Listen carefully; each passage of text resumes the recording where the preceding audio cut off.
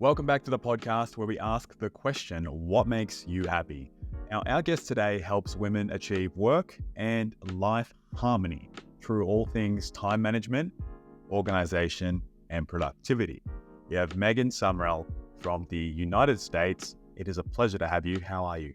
I'm wonderful. Thank you so much. The floor is yours. What are a couple things that bring you joy in your life? What really makes me happy is when I can look at my calendar and see that I have equal representation of time for myself that I do for all the other people in my life that I serve.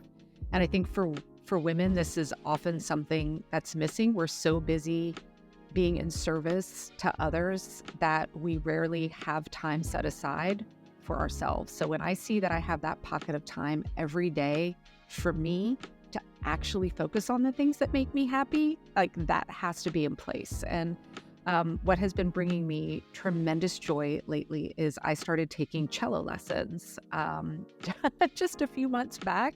It's something I've always wanted to learn how to do. And, life gets in the way and then we think we're too old to start new things. And I said no. So I found a place to rent a cello and I have time dedicated every day to sit down and practice my cello. And that brings me immense joy. I love that you said that we often think that we're getting too old to try new things. Mm-hmm. I want to box. I want to get in a boxing ring.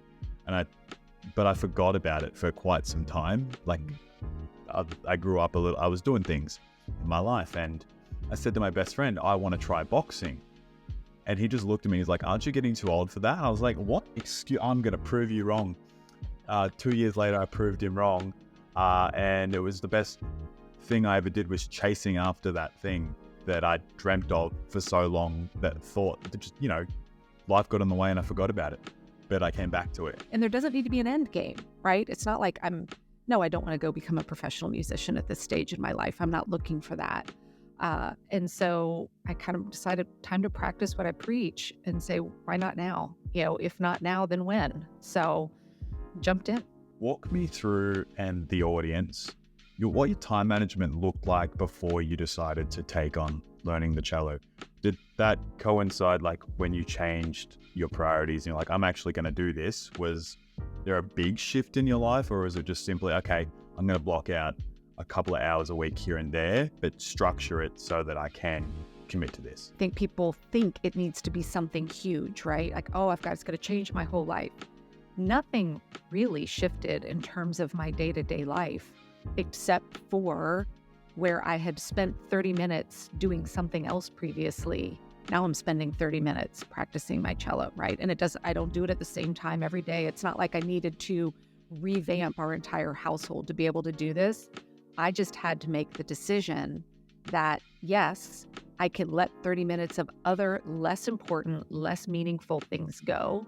And so it isn't so much a full restructuring of your entire life to find small pockets of time to do things that bring you joy.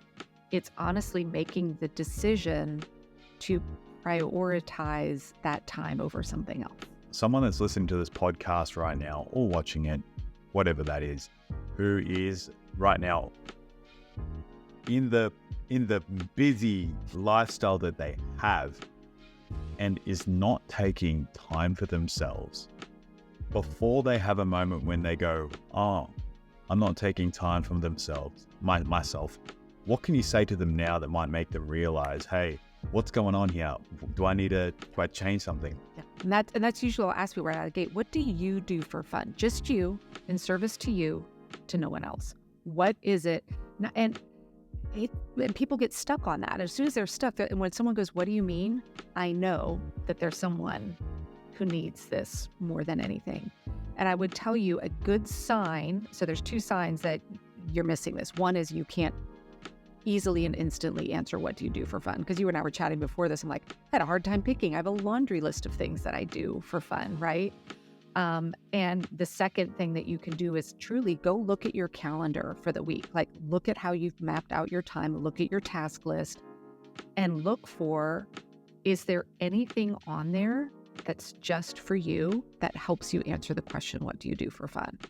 And if you don't see that, then that's a sign that now you need to move that up to the top of your priority list. And again, it doesn't need to be a 5-day vacation somewhere, right? It's 15 minutes of something that brings you joy.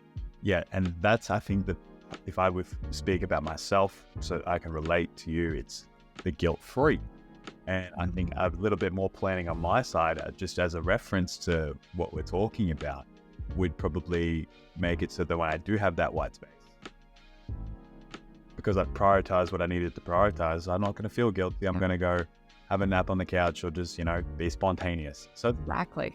this has been very fulfilling for me. Megan, this has been an absolute pleasure to talk about what brings you happiness and how you structure your life, prioritize your life guilt-free so that you can do whatever you want in, your blocked off time. It's been my pleasure. I really appreciate it. Thanks for listening to the podcast. We hope it gives you something to think about on your quest to discover what makes you happy. Make sure to check out whatmakesyouhappypodcast.com to connect with today's guest and follow us on all our social media platforms and to stay up to date at what's happening next and what makes you happy. Don't forget to share this episode with a friend, and we'll see you next time.